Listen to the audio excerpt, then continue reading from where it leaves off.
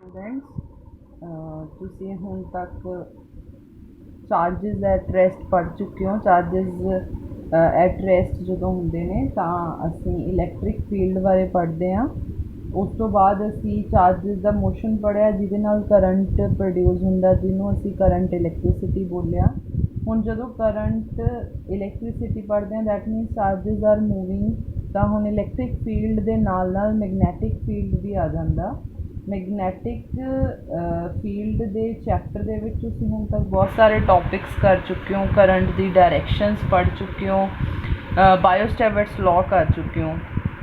Similar to ਬਾਇਓਸਟੈਵਰਟਸ law ਅੱਜ ਅਸੀਂ next topic ਕਰਾਂਗੇ ਐਂਪੀਅਰ ਸਰਕਿਟਲ ਲਾਅ। ਸੇਮ ਚੀਜ਼ ਹੈ ਜਿੱਦਾਂ ਅਸੀਂ ਕਰੰਟ ਇਲੈਕਟ੍ਰਿਸਿਟੀ ਦੇ ਵਿੱਚ ਪੜ੍ਹਿਆ ਸੀਗਾ। E dot D S closed integral of E dot D S is equals to charge per unit epsilon. ਇਹ ਚੀਜ਼ ਪੜ੍ਹੀ ਸੀ ਨਾ, ਉਹਦੇ ਹੀ ਬਿਲਕੁਲ ਸਿਮਿਲਰ ਅਸੀਂ ਕਲੋਜ਼ਡ ਇੰਟੈਗਰਲ ਓਵਰ ਲੈਂਥ ਇੱਥੇ ਪੜ੍ਹਿਆ ਮਿਊ ਨੋਟ ਇੰਟੂ ਆਈ। ਬਾਇਓਸਟੈਵਰਟਸ ਲਾਅ ਦੇ ਵਿੱਚ ਵੀ ਤੁਸੀਂ ਇਸ ਚੀਜ਼ ਨੂੰ ਪੜ੍ਹ ਚੁੱਕੇ ਹੋ, ਠੀਕ ਹੈ। ਬਸ ਡਿਫਰੈਂਸ ਇਹਨਾਂ ਦੋਨਾਂ ਦੇ ਵਿੱਚ ਕੀ ਹੈ ਐਂਪੀਅਰ ਸਰਕਿਟਲ ਲਾਅ ਔਰ ਬਾਇਓਸਟੈਵਰਟਸ ਲਾਅ ਦੇ ਵਿੱਚ, ਕਿ ਜਿਹੜਾ ਸਾਡਾ ਬਾਇਓਸਟੈਵਰਟਸ ਲਾਅ ਹੈ ਉਹ ਫਾਈਨਾਈਟ ਆਬਜੈਕਟਸ ਦੇ ਲਈ ਯੂਜ਼ ਕੀਤਾ ਜਾ ਸਕਦਾ, ਬਟ ਜਿਹੜਾ ਐਂਪੀਅਰ ਸਰਕਿਟਲ ਲਾਅ ਹੈ ਉਹ ਇਨਫਾਈਨਾਈਟ ਚੀਜ਼ਾਂ ਲਈ ਅਸੀਂ ਯੂਜ਼ ਕਰ ਸਕਦੇ ਹਾਂ। ਵੈਸੇ ਯੂਜ਼ ਅਸੀਂ ਬਾਇਓਸਟੈਵਰਟਸ ਲਾਅ ਨੂੰ ਵੀ ਕਰ ਸਕਦੇ ਹਾਂ, ਜਿਵੇਂ ਅਸੀਂ ਉਹਦੇ ਸਪੈਸ਼ਲ ਕੇਸਿਸ ਦੇ ਵਿੱਚ ਪੜ੍ਹਿਆ ਸੀ ਕਿ ਜਦੋਂ ਅਸੀਂ ਵਾਇਰ ਨੂੰ ਸਟ੍ਰੈਚ ਕਰ ਦਿੰਦੇ ਹਾਂ, ਵਾਇਰ ਨੂੰ ਸਟ੍ਰੈਚ ਕਰਨ ਦੇ ਨਾਲ ਕੀ ਹੋ ਜਾਂਦਾ, ਜਿਹੜਾ ਉਹਦਾ ਫਾਈ ਐਂਗਲ ਹੈ ਉਹ ਆਲਮੋਸਟ 0 ਹੋ ਜਾਂਦਾ, ਜਿਹਦੇ ਕਰਕੇ ਕੌਸ ਫਾਈ ਹੈ ਜੋ 1 ਹੋ ਜਾਂਦਾ, ਠੀਕ ਹੈ।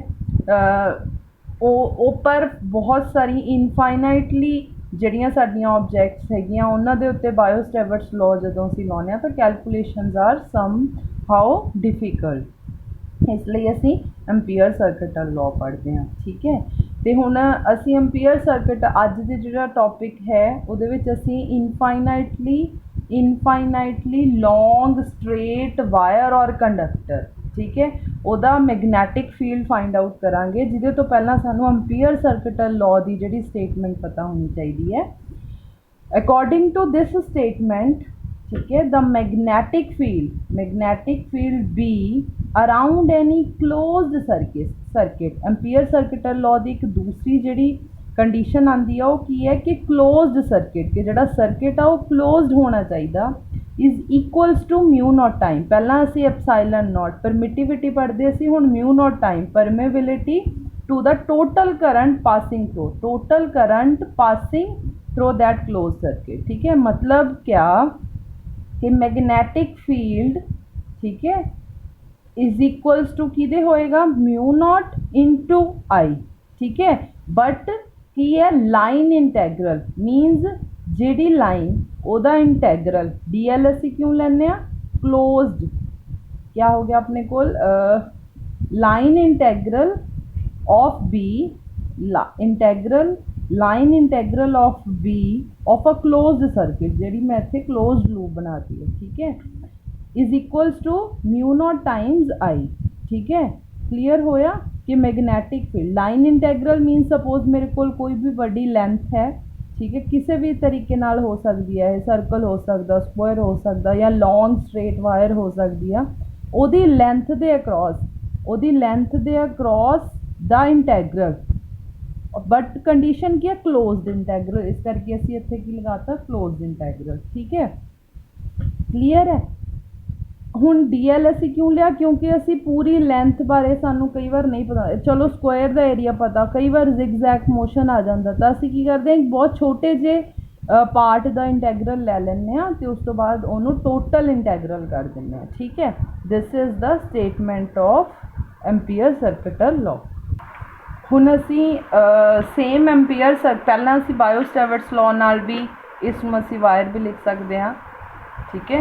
बायोस्टैवर्ट्स लॉ दे नाल असी इनफाइनाइटली लॉन्ग स्ट्रेट वायर दा मैगनैटिक फील्ड कैलकुलेट कीता सी। हुण असी एंपीयर सर्किटल लॉ नाल करांगे, है ना। कंसीडर की करना सी, सपोज कर ली असी एक लॉन्ग स्ट्रेट वायर, ठीक है, लॉन्ग स्ट्रेट वायर जिहदे विचों करंट हैगा जिहड़ा मेरा वो आई फ्लो कर रहा है, ठीक है। I current is flowing through straight wire, ठीक है। ਹੁਣ ਕਰੰਟ ਦੇ ਪਰਪੈਂਡੀਕੂਲਰ ਕਿਸੇ ਇੱਕ ਪੁਆਇੰਟ ਉੱਤੇ ਅਸੀਂ ਸਪੋਜ਼ ਕਰ ਲੈਂਦੇ ਹਾਂ ਪੀ ਪੁਆਇੰਟ ਦੇ ਉੱਤੇ ਅਸੀਂ ਕੀ ਹੋਊਗਾ, ਇੱਕ ਮੈਗਨੈਟਿਕ ਫੀਲਡ ਹੋਏਗਾ ਤੇ ਅਸੀਂ ਉਸ ਪੁਆਇੰਟ ਦੇ ਉੱਤੇ ਮੈਗਨੈਟਿਕ ਫੀਲਡ ਕੈਲਕੂਲੇਟ ਕਰਨਾ, ਠੀਕ ਹੈ। ਤਾਂ ਸਭ ਤੋਂ ਪਹਿਲਾਂ ਅਸੀਂ ਕਿਆ ਕਰਾਂਗੇ, ਸਭ ਤੋਂ ਪਹਿਲਾਂ ਅਸੀਂ ਜਿੱਦਾਂ ਅਸੀਂ ਗੌਸ ਲਾਅ ਦੇ ਵਿੱਚ ਜਦੋਂ ਅਸੀਂ ਇਲੈਕਟ੍ਰੀਸਿਟੀ ਪੜ੍ਹਦੇ ਸੀ, ਗੌਸ ਲਾਅ ਦੇ ਵਿੱਚ ਅਸੀਂ ਕੀ ਕਰਦੇ ਸੀ, ਗੌਸ ਲਾਅ ਦੇ ਵਿੱਚ ਅਸੀਂ ਗੌਸ਼ੀਅਨ ਸਰਫੇਸ ਹੈ ਜਿਹੜਾ ਉਹ ਡਰਾ ਕਰਦੇ ਸੀ। ਇਹਦੇ ਵਿੱਚ ਹੁਣ ਅਸੀਂ ਐਂਪੀਅਰ ਸਰਕਿਟਲ ਲਾਅ ਪੜ੍ਹ ਰਹੇ ਹਾਂ ਤਾਂ ਇਹਦੇ ਵਿੱਚ ਅਸੀਂ ਕੀ ਕਰਾਂਗੇ, ਐਂਪੀਰੀਅਨ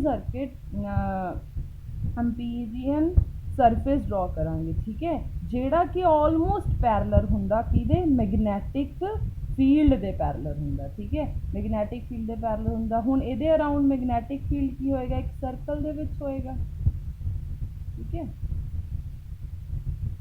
मैग्नेटिक फील्ड एक सर्कल ਦੇ ਵਿੱਚ ਹੋਏਗਾ, ਇੱਥੇ ਨਹੀਂ ਹੋਏਗਾ, ठीक है। Magnetic I am drawing this again,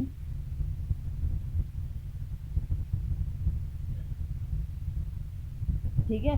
magnetic field की आएगा सर्कल ਦੇ ਵਿੱਚ ਆਏਗਾ ਤੇ ਐਂਪੀਰੀਅਨ ਜਿਹੜੀ ਸਾਡੀ ਕੁੱਲ ਸਰਫੇਸ ਹੈ ਉਹਦੇ ਆਲਮੋਸਟ ਪੈਰਲਰ, ਠੀਕ ਹੈ, ਆਲਮੋਸਟ ਪੈਰਲਰ ਆਏਗੀ। ਇਸ ਪੁਆਇੰਟ P ਦੇ ਉੱਤੇ ਅਸੀਂ ਕੈਲਕੂਲੇਟ ਕਰਨਾ ਜੇ that is making angle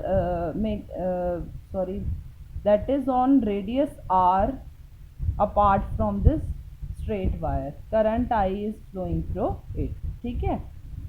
now according to ampere circuital law, closed integral over this length, ठीक है, closed integral over this length is equals to mu naught time to the total current flowing through it, ठीक है। इतो current की है आई flow हो रहा है, ठीक है। B is constant over this loop, B हमेशा की रहेगा, कांस्टेंट रहेगा, सी ਨੂੰ ਬਾਹਰ ਕੱਢ ਸਕਦੇ ਹਾਂ, ਸਾਡੇ ਕੋਲ ਕੀ ਆ ਗਿਆ, DL ਆ ਗਿਆ, ठीक है। DL ਦੀ enclosed integral into mu naught I is the current flowing through. ਹੁਣ DL ਕੀ ਹੈ, ਇੱਕ ਸਰਕਲ ਹੈ, ठीक है। ਜਿੱਦਾਂ ਹੁਣ ਤੁਸੀਂ ਕਹੋਗੇ ਕਿ ਮੈਂ ਮੈਗਨੈਟਿਕ ਫੀਲਡ, ਹੁਣ ਮੈਂ ਇਹਦਾ ਕੀ ਲਊਂਗੀ, ਸਰਕਲ ਦਾ ਸਰਕਮਫਰਾਂਸ ਲਊਂਗੀ। ਸਰਕਲ ਦਾ ਸਰਕਮਫਰਾਂਸ ਕਿਉਂ ਲੈ ਰਹੇ ਹਾਂ ਕਿ ਜਿੱਦਾਂ ਹੁਣ ਅਸੀਂ ਪਹਿਲਾਂ ਮੈਗਨੈਟਿਕ ਇਲੈਕਟ੍ਰਿਕ ਫੀਲਡ ਪੜ੍ਹਦੇ ਸੀ ਤਾਂ ਏਰੀਆ ਵੀ ਤਾਂ ਲੈ ਸਕਦੇ ਹਾਂ, ਤਾਂ ਇਹਦੇ ਵਿੱਚ ਇੱਕ ਸਿਰਫ ਇਹੀ ਚੀਜ਼ ਦਾ ਡਿਫਰੈਂਸ ਹੈ ਕਿ ਜਦੋਂ ਸਪੋਜ਼ ਕਰੋ ਮੇਰੇ ਕੋਲ ਇੱਕ ਕ੍ਰਿਕਟ ਗਰਾਊਂਡ ਹੈ, ਕ੍ਰਿਕਟ ਗਰਾਊਂਡ ਦੀ ਜਿਹੜੀ ਬਾਉਂਡਰੀ ਹੈ ਉਸ ਬਾਉਂਡਰੀ ਦੇ ਅਕ੍ਰੋਸ मैगनैटिक फील्ड हुंदा एंड ਉਹਦੇ ਜਿਹੜੇ ਇਨਸਾਈਡ ਹੈ ਬਾਉਂਡਰੀ ਦੇ ਅੰਦਰ, ठीक है, इनसाइड क्या हुंदा, इस पोर्शन ਦੇ ਉੱਤੇ इलैक्ट्रिक फील्ड हुंदा, ठीक है। ਇਸ ਕਰਕੇ ਅਸੀਂ मैगनैटिक फील्ड ਨੂੰ ਸਰਕਮਫਰਾਂਸ ਲੈਂਦੇ ਹਾਂ, ठीक है। ਹੁਣ ਸਰਕਮਫਰਾਂਸ क्या हुंदा, circle the 2 pi r is equals to mu naught I and B is equals to mu naught I by 2 pi r, ठीक है। एक ही आ गया अपने को एट पॉइंट P ਦੇ ਉੱਤੇ मैगनैटिक फील्ड आ गया। हुण बाकी सारिया चीज़ां ऑलमोस्ट कॉन्सटेंट ने, mu naught is constant, current I जिन्ना असी इस वायर नूं देता हो I is constant, 2 pi is also constant. That means variation किहदे विच हो रही है, सिर्फ आर दे उत्ते। की कादी वेरीएशन हो रही है, इनवर्सली वेरीएशन हो रही है। दैट मीनस वॉट कि जदों साडे कोल असी रेडियस नूं इनक्रीज़ करते जावांगे, जिन्ना वधाउंदे जावांगे मेरा मैगनैटिक फील्ड उन्ना ही डिक्रीज़ होंदा जाएगा। एंड रेडियस दे नाल यह इस तरह वेरी कर रहा है कि जिदा जिदा रेडियस इनक्रीज़। हुण असी मैगनैटिक फील्ड की डायरैक्शन की अगर गल करिए तो magnetic field is always tangential to this circle, ठीक है, ये हमेशा ਉਹਦੇ टेंजेंटली, ठीक है। डिफरेंस सिर्फ इन्ना ही है कि ਇਹਦੇ ਵਿੱਚ ਅਸੀਂ क्या लिया है, इनफाइनाइटली लॉन्ग स्ट्रेट वायर ਲਈ है। Thank you.